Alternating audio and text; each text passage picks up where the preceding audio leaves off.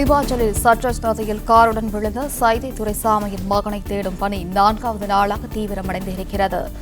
இந்நிலையில் வெற்றி துரைசாமி இமாச்சலில் உள்ள உணவகம் ஒன்றுக்கு சென்ற சிசிடிவி காட்சிகளை வெளியிட்டிருக்கிறது காவல்துறை. மேலும் விவரங்களுடன் இணைகிறார் செய்தியாளர் கதிரவன். கதிரவன், வணக்கம். விவரங்கள் என்ன கதிரவன்?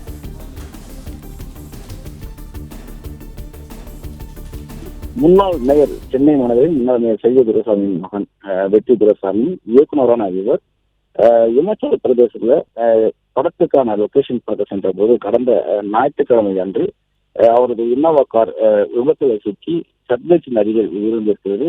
4 நாட்களாக அவரை தேடும் பணியானது தொடர்ந்து நடைபெற்று வருகிறது. அதுக்கு முன்பாக இன்னோவா காரில் அவர் வெற்றி இருந்தாரா இல்லையா என்ற ஒரு கேள்வி எழுந்திருந்தது. அதனை இமாச்சல பிரதேச போலீசார் ஏற்கனவே உறுதி செய்திருந்தாலும் அவர் ஏற்கனவே அந்த இன்னோவா காரில் பயணித்து ஒரு உணவகத்துக்கு சென்ற ஒரு சிசிடிவி காட்சிகளையும் வெளியிட்டிருக்கிறார்கள்.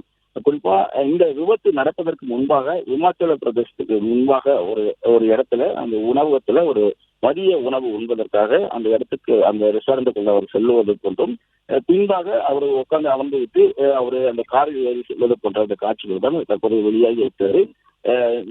இதன் அடிப்படையில் தான் வெற்றி அந்த காரில் பயணித்ததை இமாச்சல பிரதேச போலீசார் உறுதி செய்திருக்கிறார்கள்.